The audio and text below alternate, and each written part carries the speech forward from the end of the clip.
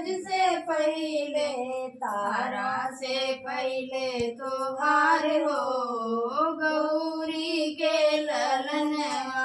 तारों से पहले तोहार हो गौरी के ललनवा। तारा से पहले तोहार हो गौरी के ललनवा। तारों से पहले तोहार हो गौरी के ललनवा। सबसे पहले पूजा तोहार हो गौरी के ललनवा।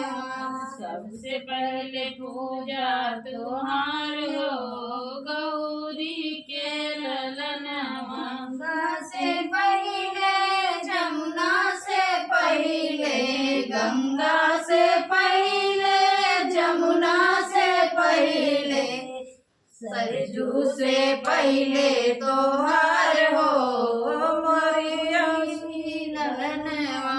सरजू से पहले तोहार हो गौरी के ललनवा। सरजू से पहले तोहार हो गौरी के ललनवा। सबसे पहले पूजा तोहार हो गौरी के ललनवा।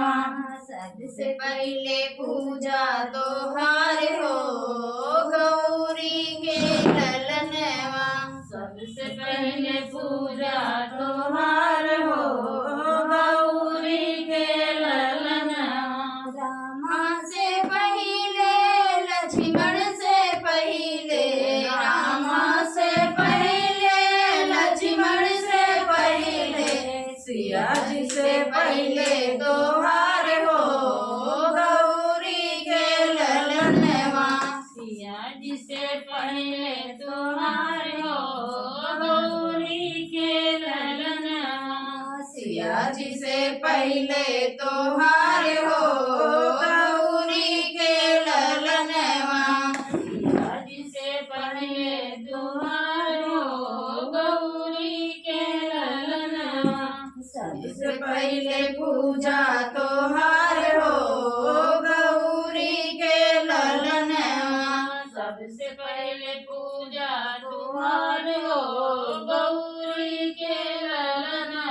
ब्रह्मा से पहले विष्णु से पहले ब्रह्मा से पहले विष्णु से पहले ब्रह्मा से पहले विष्णु से पहले ब्रह्मा से पहले विष्णु से पहले शंकर से पहले तोहार हो गौरी के ललनवा। शंकर से पहले तोहार हो गौरी के ललनवा। शंकर से पहले तोहार हो